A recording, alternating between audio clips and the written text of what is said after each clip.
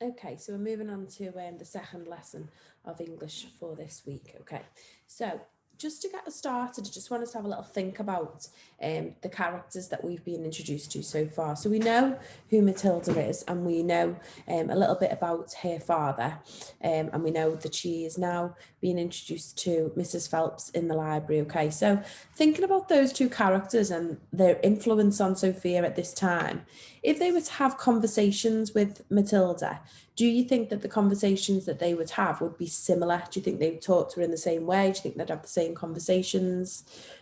How would they sort of look and sound? Okay, so just have a little think about that. Talk to an adult, pause the video, and then come back. Okay, so Mr. Wormwood obviously is not a normal father, if you like. He is not interested in Matilda whatsoever. He doesn't think that she should be speaking. Doesn't care that she likes books. He just wants her to be quiet, basically. Whereas Mrs. Phelps she's so mesmerised by Matilda, isn't she? She can't believe that this child of this age is mesmerised by books and can read so well. And I think the conversations that she would have maybe would be about the books she enjoyed, or actually asking her questions about herself. Whereas I think there wouldn't be much conversation between Mr. Wormwood and Matilda, because it would just be very short answers. He just wants her to shut up, basically, and not have an input. Okay. So what we're going to do today is we are going to continue reading the book, and we're going to read the next chapter. Okay, so this is taken from Matilda, written by Roald Dahl, and it is Mr. Wormwood, the Great Car Dealer. Okay. Matilda's parents owned quite a nice house with 3 bedrooms upstairs, while on the ground floor there was a dining room and a living room and a kitchen. Her father was a dealer in second-hand cars, and it seemed he did pretty well at it. Sawdust, he would say proudly, is one of the great secrets of my success, and it costs me nothing. I get it for free from the sawmill. What do you use it for? Matilda asked him. Ha, the father said. Wouldn't you like to know?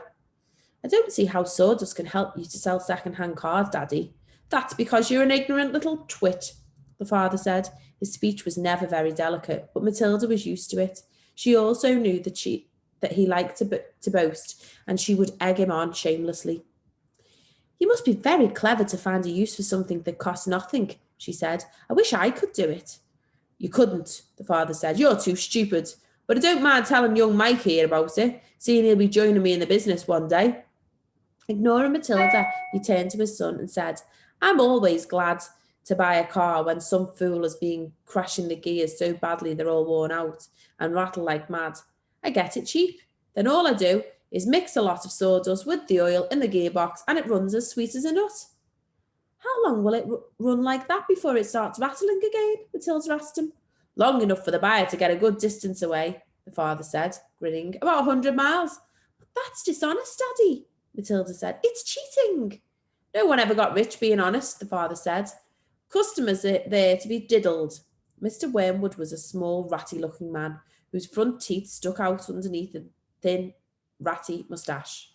He liked to wear jackets with large, brightly coloured checks, and he sported ties that were usually yellow or pale green. Now, take mileage, for instance, he went on. Anyone who's buying a second-hand car, first thing he wants to know is how many miles it's done, right?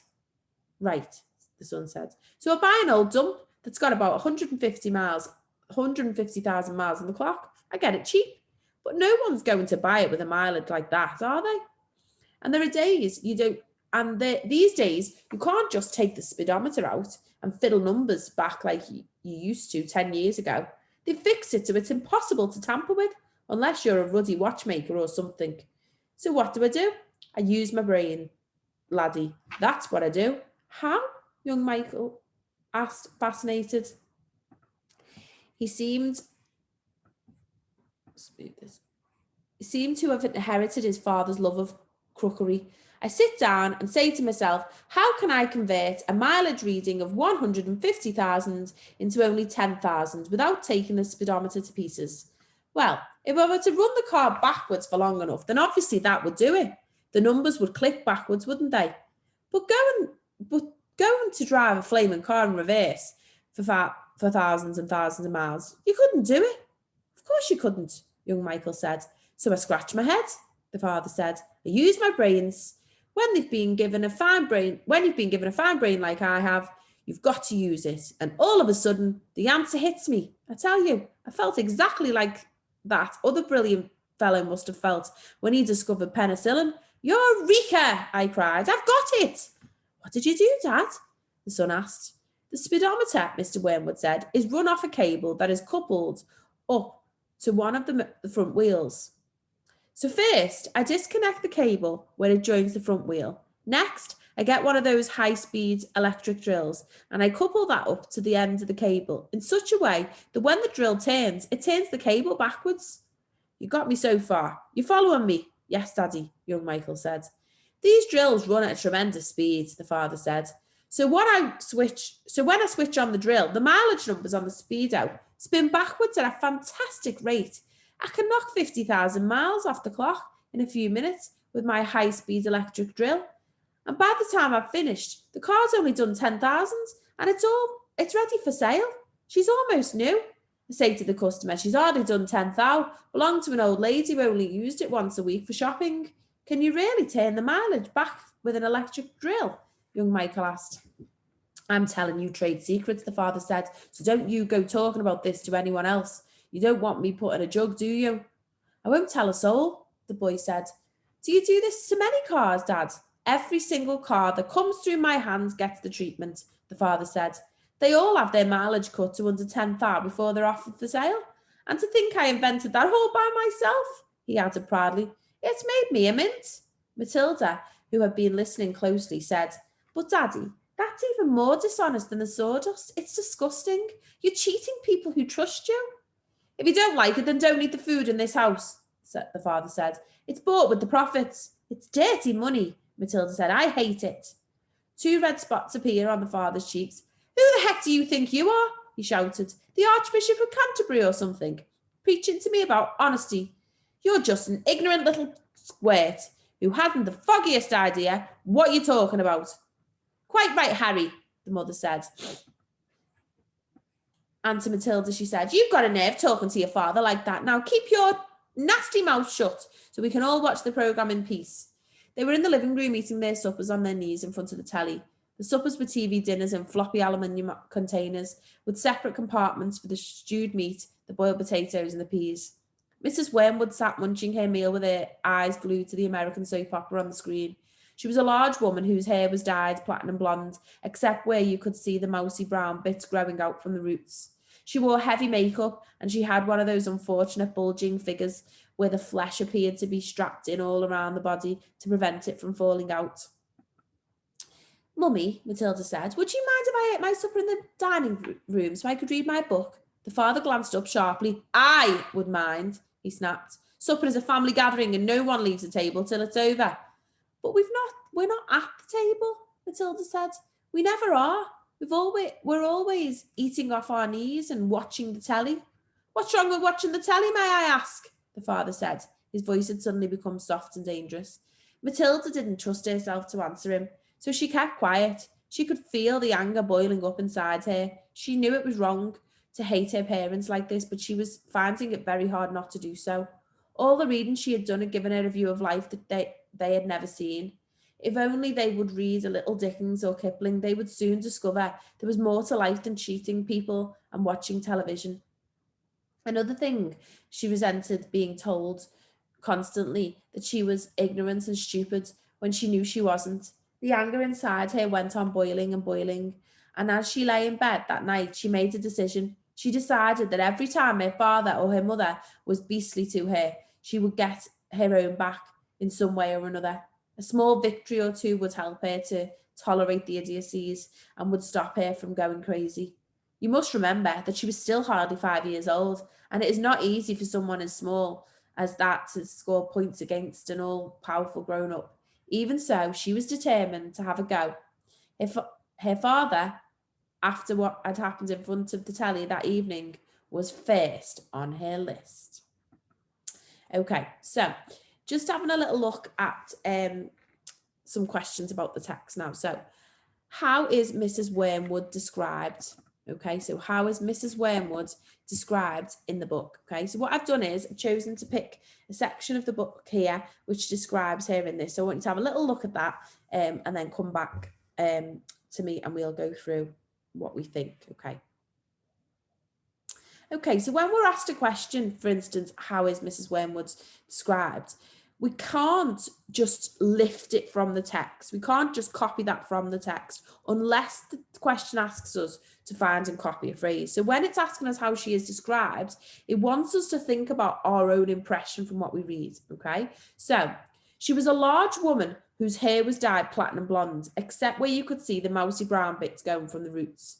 She wore heavy makeup and she had one of those unfortunate bulging figures where the flesh appears to be strapped in all around the body to prevent it from falling out. Okay, so it gives the impression that she's wearing clothes that are too tight for her because they're making parts of her body bulge out and they are too tight. Okay, when they're saying that she's a large woman, so she's a bigger woman, and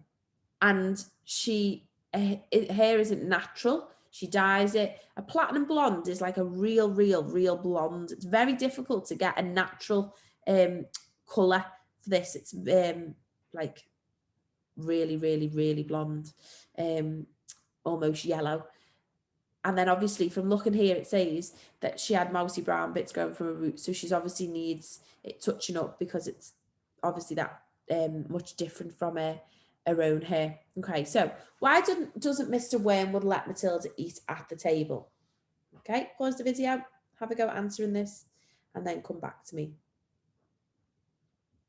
Well, Mr. Wormwood says Matilda can't eat at the table because they're having family time and they are eating in front of the television, which is quite funny because they're not talking to each other. So as we would probably say family time, you'd sit around the table, you'd ask about each other's day. Actually, all they're doing is sitting with a table or the dinner on the knees, watching television. There's not much interaction with each other, which sort of goes against what family time is, really, isn't it? Okay. So next question. What does Matilda think about her parents and why is she angry with them? Okay. So at the very end of the chapter, towards the end, she says how much she hates them and she really doesn't want to. But they're not treating her very nice. They're speaking horrible to her all the time. All she wants to do is read a book at the table, and they won't allow that. And it doesn't really seem like an unusual request. And she's angry at them for the way they speak to her, and she wants to get her own back, doesn't she? Okay. So I've looked a little bit at Mr. Wormwood during this chapter. Last chapter, we were introduced to Mrs. Phelps. So looking at this Venn diagram, remember, a Venn diagram is telling us this bit here is all about Mrs. Phelps. This bit here is all about Mr. Wormwood. Okay. So doesn't like books, loves books, both know Matilda. Okay. So where would they go? So have a little think about, draw a little Venn diagram, pause the video and put in where you think they should go. Okay, so we know Mr. Wormwood doesn't like books. He's not interested in books, doesn't want Matilda reading books, okay? Mrs. Phelps, she loves books. She loves books so much she works in a library and enjoys seeing Matilda. In the middle, they both know Matilda, and they both know Matilda in different circumstances, okay? So what you're going to do today is you've got your task here, okay, which is attached to our website, our class page. And I want you to compare and contrast the two characters. You know, talk about Mrs. Phelps and her relationship with Matilda. Talk about Mr. Wormwood to show what's similar and what's different, okay? Mr. Wormwood is her father and Mrs. Phelps is somebody she's met. So they both know Matilda. They both have some sort of relationship with her. So that's a similar, but what's different about them, okay? So remember, as you're doing this, as I've said before, make sure that you are including full sentences and all of your punctuation at the same time, okay? So good luck with that and I will see you tomorrow.